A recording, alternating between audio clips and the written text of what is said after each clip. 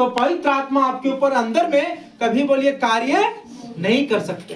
जब पवित्र आत्मा आपके अंदर कार्य नहीं करेंगे, आप प्रभु का अनुग्रह को कभी प्राप्त नहीं कर सकते।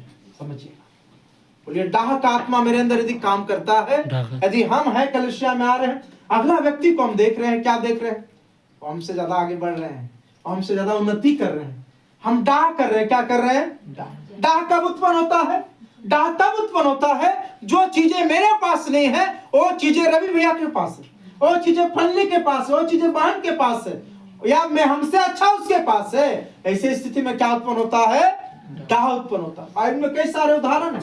हालेलुया। यूसुफ के भाई लोग यूसुफ से क्या करने लगे? डाह करने लगे, क्योंकि यूसुफ ने बड़ा दर्शन देखा था।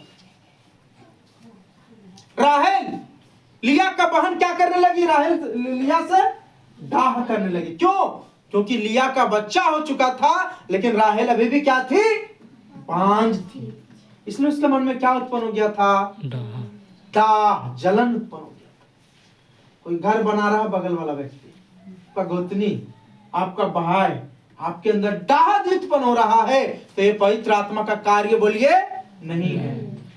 डाह उत्पन्न हो रहा है तो पवित्र आत्मा का कार्य। जब डाह हमारे अंदर उत्पन्न होगा, हम प्रभु के अनुग्रह को कभी प्राप्त नहीं कर पाएंगे। हालेलुया। लेकिन ये जब अनुग्रह प्राप्त नहीं कर पाएंगे, हम परमेश्वर में, मसीह जीवन में, प्रार्थना का जीवन में कभी भी बढ़ोतरी प्राप्त नहीं कर पाएंगे। 2 साल से आधा घंटा प्रार्थना कर रहे हैं, 5वां साल में भी आधा घंटा ज्यादा प्रार्थना कर हम नहीं पाएंगे। समझ रहे?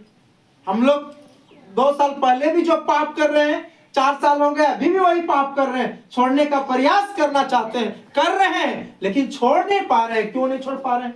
कि प्रभु का अनुग्रह हमारे ऊपर में नहीं है, वो ताकत हमारे अंदर में नहीं। और ये ताकत खाने पीने से नहीं आएगा, ये ताकत खाने पीने से नहीं आएगा, ये ताकत प्रभु के चरणों में बैठने से आएगा। ये ताकत हमारे अंदर में डाह का आत्मा, जलन का आत्मा एक दूसरे से दूर नहीं करेंगे, तो हम प्रभु का अनुग्रह को कभी भी प्राप्त नहीं कर सकते। इसका मतलब क्या है? परमेश्वर का इच्छा है, जब परमेश्वर जो आत्मा हमें और आपको देता है, परमेश्वर का आत्मा एक दूसरे के बारे में भलाई सोचता। बोलिए, परमेश्वर का आत्मा एक दूसरे के बारे में भलाई सोचता। यदि हम इनके बारे में बुरा सोचते हैं, इसका मतलब पवित्र आत्मा का कमी मेरे अंदर है। पवित्र परमेश्वर का आत्मा ये काम नहीं कर रहा। ये कौन सा आत्मा काम कर रहा है? शैतान का आत्मा काम कर रहा है। कौन सा आत्मा काम कर रहा है? शैतान।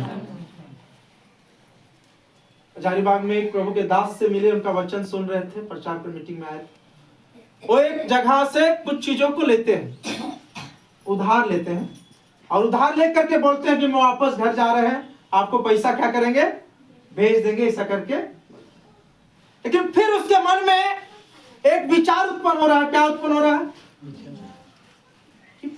वो तो जानता नहीं दुकानदार, लेकिन वो प्रभु का दास समझ गया कि ये जो विचार मेरे अंदर लाया है, ये पवित्र आत्मा कभी भी हो नहीं सकता है।